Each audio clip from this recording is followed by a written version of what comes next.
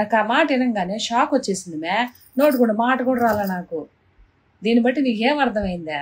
బేసిక్గా అనడం నాకు ఇష్టం లేదు కానీ నువ్వు పోయినవు కాబట్టే ఇది అలుసుగా చేసుకొని మాట్లాడుతూ ఉండా. ఎందుకంటే నువ్వు మొన్న జరిగిన మిస్టేక్ తిరుపతిలో ఆడ పొరపాటు జరిగింది.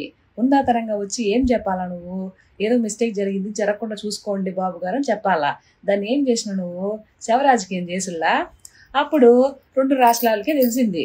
ఇప్పుడా 17 మంది మొత్తం ప్రపంచం మొత్తం తెలిసిపోయా నీ లెగ్గాయ నేను లెగ్గని. అందరూ అంటా ఉండరు నేను అనడం లేదు తల్లా, నీ లెగ్గా మాకు తెలుసు కదా. కాబట్టే కర్మ ఎప్పుడు ఎవరికి వదిలిపెట్టదక్క. నాకు ఈ విషయం తెలిసినప్పటి నుంచా చాలా బాధేసా. ఏం చేద్దాం రోజక్క, కాలం కలిసి రాకపోతే అంత ఇట్లే ఉంటుంది.